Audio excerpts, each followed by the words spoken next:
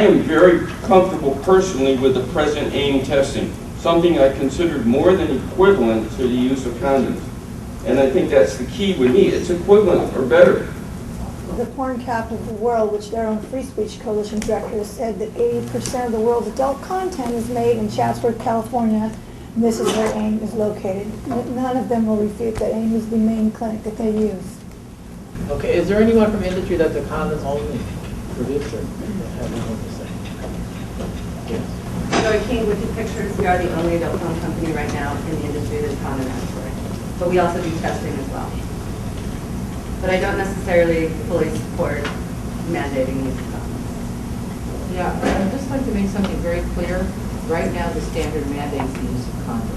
So people who have come here and think that we're arguing about whether we're going to mandate the use of condoms need to understand that the current status quo is that if there's blood or other potentially infectious material, you need to prevent contact with that and the employee's eyes, skin, mucous membrane. So people just need to understand that this, I know people keep talking about it as though we're thinking about newly mandating condoms, and people want to understand what we're trying to do is talk about whether something new can be worked out in the standard that would protect employees as well as what's currently required. So people just need to think about it, need to understand that what we're trying to do.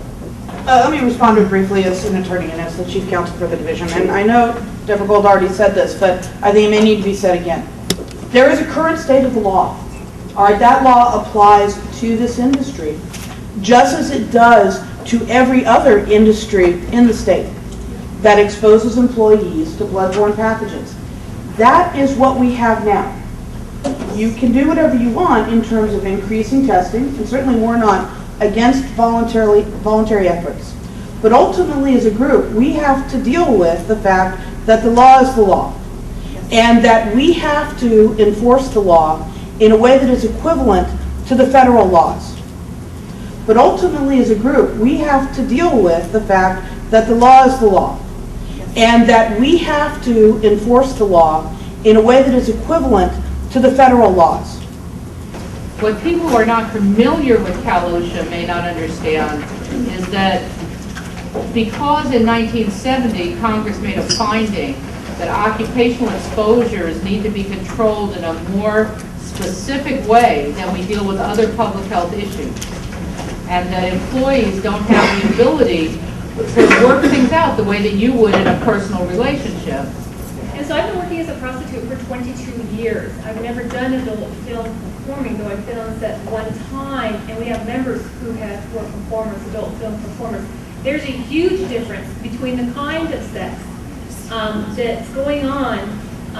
If I had to have sex like the porn industry people were doing it, I would never have lasted 22 years as a prostitute. Let me just tell you. Joy King with the pictures. I just wanted to speak to your comment about the feasibility of removing condoms in post-production. It's completely unrealistic, unfortunately. And I do work for a company that uses condoms, but it's cost prohibitive to do that in post-production. It just takes way too long in the editing process. I just wanted to bring that up. Here's my problem as I'm sitting here today. It almost seems like we're having a discussion on an academic level about an industry that's about to kick off and how it should be regulated, rather than a multi-billion-dollar industry that keeps the San Fernando Valley afloat, according to a lot of anecdotal information. And here we are in this room shadow boxing with the industry and their organizations. Every employer in California is required to have an injury and illness prevention program. I haven't heard, there was one lady in the back of the room this morning that talked about a training program, and as soon as it was uttered, we're on to the next subject. I think that DOSH has an obligation to continue this discussion, to have them show you the money. I want to see this industry's IIPPs. I want to see what's going on here. Now, I know what's going on, but I'd like to see what you folks will allow the light of day to see. Show us your injury and illness prevention programs, please, so that we can perhaps peel back some of the rhetoric and just get to the reality of what are you doing on your sets? Yes. Thank you. And I want to add one thing to that, and this is kind of in response to Kevin. Kevin, then I'm going to call it show me the science. All right, if you want to come forward, you know the regulations, you know the standards, and you know how it works to get a variance, it's the same thing. If you have something, then show it to us. But, I mean, many people have said, well, let's talk about sex testing, let's talk about, but then talk about it substantively. Tell me how you're going to get equivalent safety, because that's what you're going to have to do. So I agree with you. I'd like to see the IFPPs. I'd like to see the training documents you guys say exist. I'd like to see the programs, obviously. But I'd also some like, subpoenas. yeah, I'd also like to hear if that's the direction that you want this to go, and we can certainly talk about that. But you have to talk about it in specifics, not in generalities.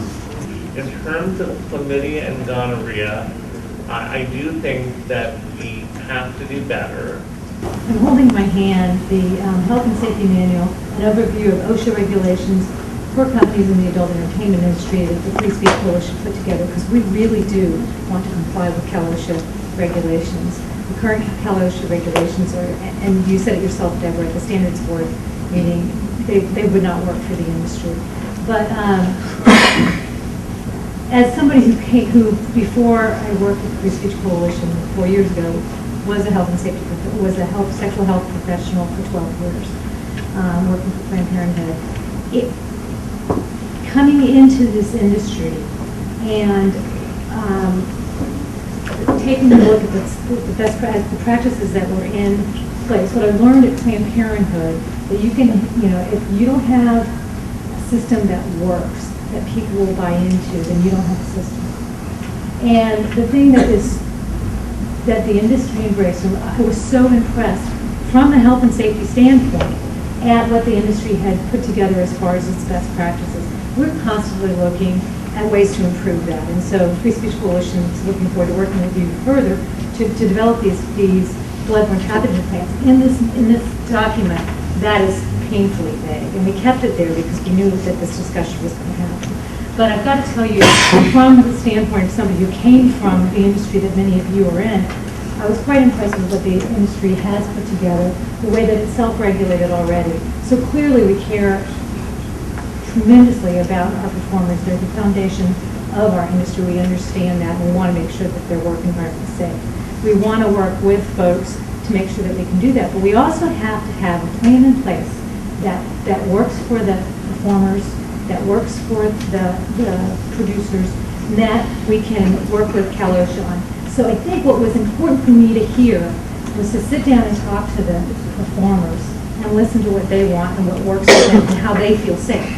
So we can look at numbers, we can look at statistics, and I think that that's important, and I don't want to dismiss that, but we also have to look at what's going to work with the performers and be something that's viable for the industry. So I think it's important, and Kevin, I appreciate what you're saying about us finding something that is going to be, it may be for some that condoms, and we are not anti-condoms, so I need to just say that out loud. But that's one of the options. So as we start looking at options, from somebody who used to say, hi, my name's Diane Duke, wear a condom, to somebody, now I'm going to say, hi, my name's Diane Duke, listen to a performer. Yeah, I just want to clarify something, because Diane said that I said something to the standards board, that these standards would work for the industry, and that is not what I said, nor is that the division's position. What I said is that we should try to craft something that would be more specific to the industry and might work better. But I have issued citations in this industry for failure to comply, as have other people here. And so people should understand that we are applying these standards, and we don't say these standards won't work in this industry. We do say, let's try to sit down with the industry and with everybody else and see if we can come up with a better system. So anyway, just want to clarify that, sorry. Okay, no, thanks, I don't want to be misquoted.